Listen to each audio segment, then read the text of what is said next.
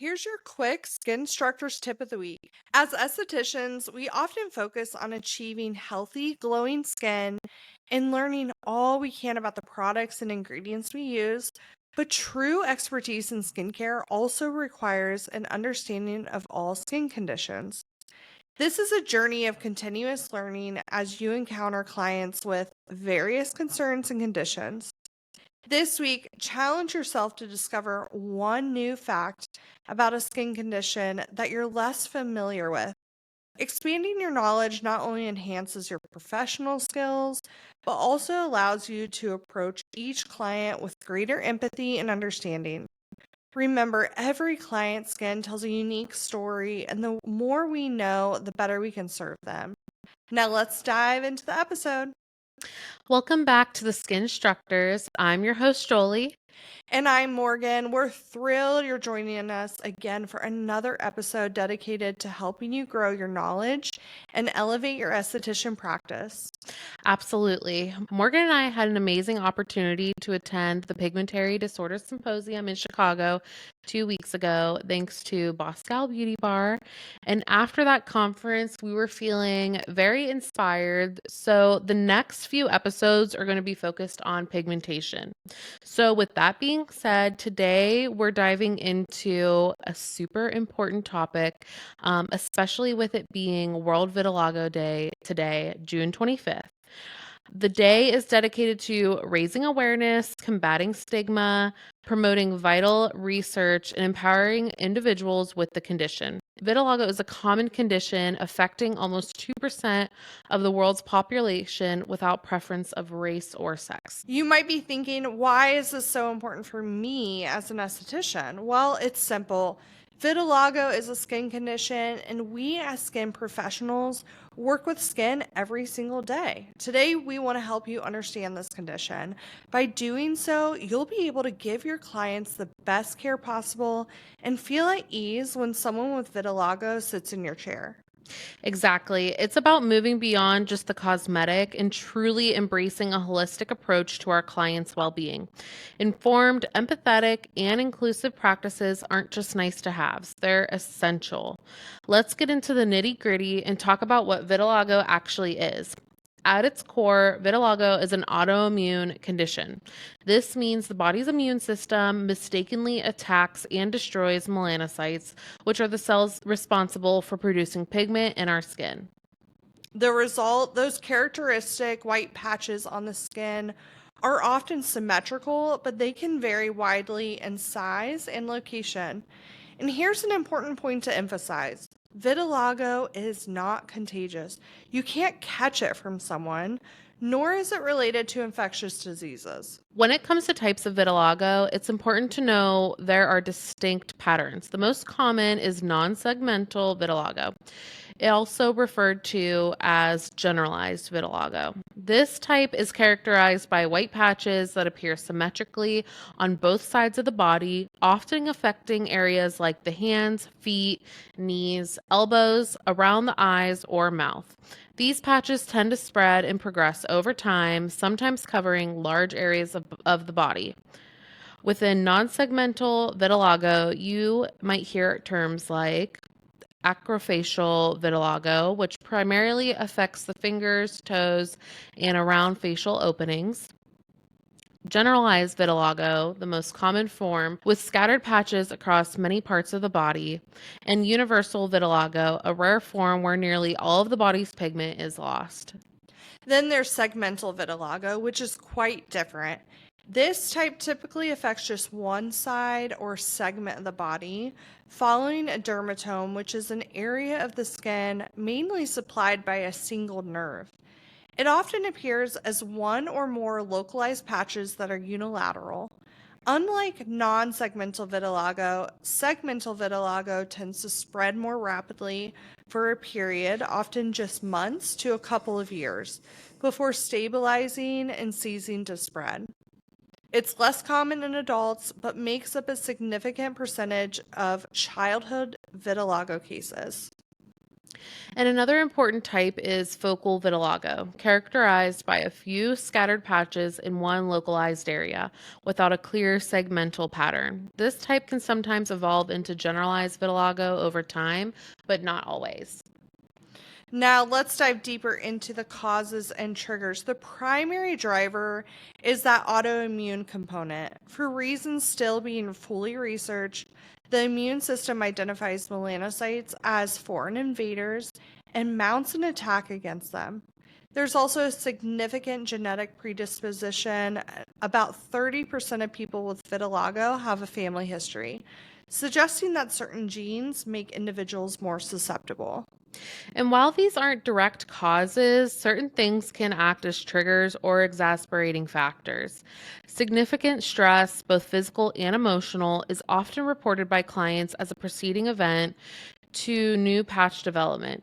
Injury to the skin, even minor trauma like a cut, burn, or severe friction, can lead to new vitiligo patches forming in that exact area.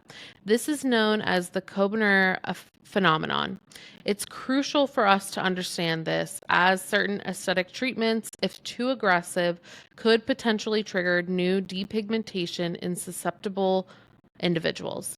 Severe sunburn can also be a trigger, as can exposure to certain chemicals, particularly those found in some industrial settings or even in a few cosmetic products, though this is less common. Now, let's debunk some common misconceptions we often hear. First and foremost, vitiligo is not just cosmetic. While it manifests visually, it has profound psychological and emotional impacts on individuals, often affecting their quality of life significantly. It's also not a sign of poor hygiene or diet. This is a deeply damaging myth that contributes to stigma. Vitiligo is an internal autoimmune process, and while the patches themselves aren't painful, they are more sensitive to the sun due to lack of melanin, making them prone to quick sunburn. This leads us perfectly into the client experience, which extends far beyond the physical presentation of vitiligo. Clients often face significant challenges with body image and self-esteem. Imagine waking up every day to see patches expanding or appearing in new visible areas. This can be incredibly distressing and can erode a person's confidence over time. Absolutely.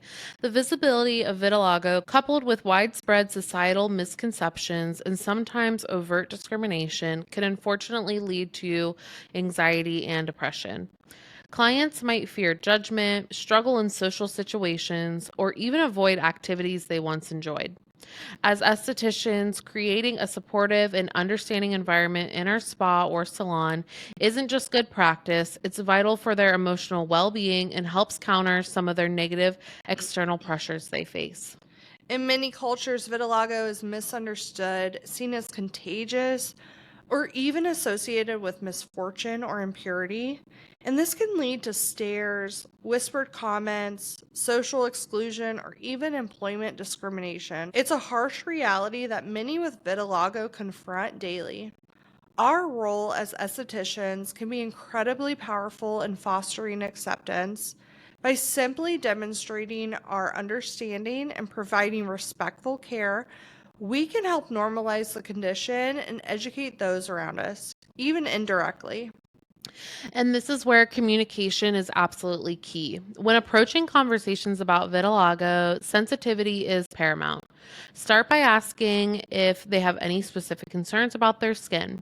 Use respectful and inclusive language like vitiligo instead of those white spots. Empower your clients to share their experiences if they choose to. Never pressure them to disclose more than they're comfortable with. Our goal is to create a safe space where they feel seen and heard, not interrogated. While we as estheticians do not treat vitiligo, having a basic understanding of medical treatments is crucial for informed conversations and appropriate referrals. It helps us speak the same language as dermatologists and better support our clients. The primary goal of medical vitiligo treatment is to repigment the white patches or stop the progression of pigment loss. Common topical treatments include corticosteroids and calcineurin inhibitors, which work by suppressing the immune response that attacks melanocytes. These are often prescribed for localized areas. For more widespread vitiligo, phototherapy is a common and effective treatment. This involves exposing the skin to specific types of ultraviolet light, most commonly narrow-band UVB. It's done under strict medical supervision and stimulates melanocytes to produce pigment. More recently, JAK inhibitors like topical Opzelura have emerged as a significant breakthrough. These target specific pathways within the immune system to help stop the attack on melanocytes and encourage repigmentation. Oral JAK inhibitors are also being used for more extensive cases. And finally, for stable vitiligo that hasn't responded to other treatments, surgical options like skin grafting or blister grafting can be considered. These procedures involve taking pigmented skin from one area of the body and transplanting it to a depigmented area. It's important to know that dermatologists manage all of these treatments, and results can vary significantly from person to person. All right, so let's talk about our role and the best practices we can implement directly in our treatment rooms. It all starts with a thorough initial consultation and skin analysis. Your intake form could have specific questions about skin conditions, including vitiligo. Always ask about any associated sensitivities or areas of concern. During your visual assessment, carefully note the vitiligo patches. Pay close attention to any signs of sun damage, increased sensitivity, or if the skin around the patches appear to be compromised. This informs all of your subsequent product and treatment choices. When it comes to ingredient knowledge and product selection, for clients with vitiligo, your avoid list should include harsh chemicals, abrasive exfoliants, think like harsh scrubs or even some microdermabrasion, highly fragranced products, and anything known to cause photosensitivity.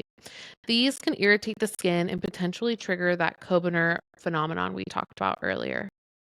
Now, let's specifically discuss alpha hydroxy and beta hydroxy acids. While not on the avoid list, individuals with vitiligo are generally advised to be cautious when using these due to the potential for skin irritation.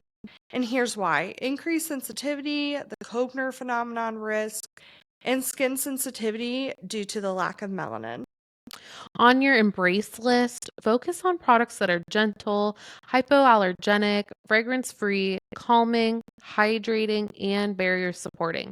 Think ingredients like ceramides, hyaluronic acid, niacinamide, colloidal oatmeal, squalene, and gentle plant extracts like chamomile or aloe.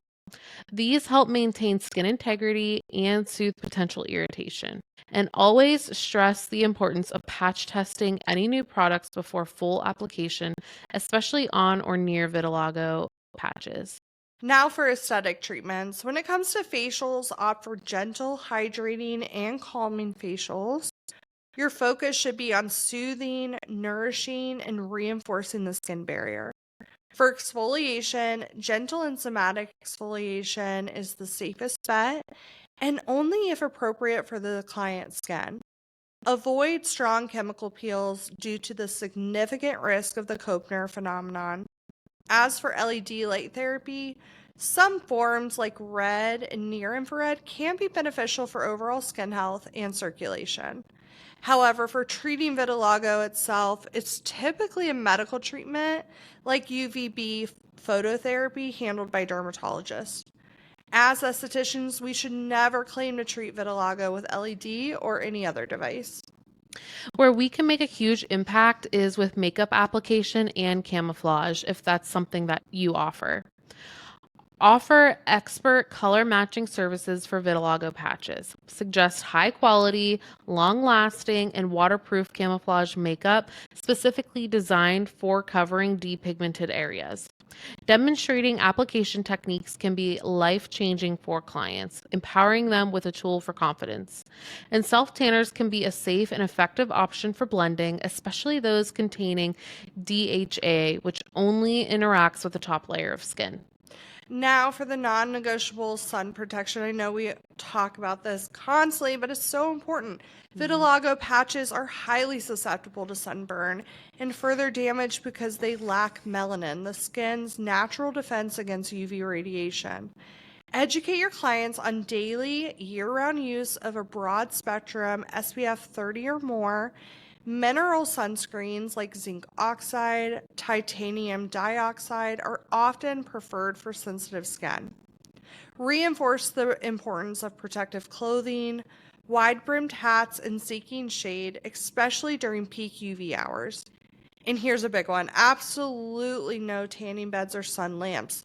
These will significantly worsen vitiligo, and it's going to increase the contrast between pigmented and depigmented skin, not to mention drastically increasing the risk of skin cancer. Finally, what to avoid. Steer clear of aggressive treatments like deep peels, strong microdermabrasion, and certain laser treatments unless specifically cleared by a dermatologist for a medical reason and performed in that setting. Also, advise against tattooing directly on vitiligo patches, as this can also trigger the Koebner phenomenon and cause the vitiligo to spread. And please never make medical claims or offer cures. That's outside our scope of practice, unethical, and potentially harmful. So, when do you refer to a dermatologist? If a client comes to you with undiagnosed white patches or any new or worsening patches or signs of irritation, it's time to strongly suggest a visit to the derm. Dermatologists handle the diagnosis and medical management of vitiligo, including prescription treatments like topical corticosteroids, calcineurin inhibitors or JAK inhibitors, and phototherapy. They're also the ones who would discuss surgical options, though that's less common for us to encounter. And beyond medical care, think about mental health support. Living with a visible skin condition can take a significant toll. Suggesting support groups both online and local can be incredibly helpful for clients to connect with others who understand their experiences. And for reputable resources for both you and your clients, we highly recommend checking out organizations like the Vitiligo Research Foundation, the National Vitiligo Foundation, and the American Academy of Dermatology. These are excellent sources of accurate, up-to-date information on vitiligo, its causes, treatments, and living with the condition. Also, keep a mental Rolodex of dermatologist recommended skincare brands for sensitive skin that aligns with the principles of gentle barrier supporting care. You are an important part of a client's support system. Your knowledge and compassionate approach can truly make a difference in their lives, helping to combat stigma and foster acceptance. We encourage all of you to share this episode with your fellow estheticians. Take some time to reflect on the current practices and identify any areas where you can improve and expand your knowledge on supporting clients with vitiligo.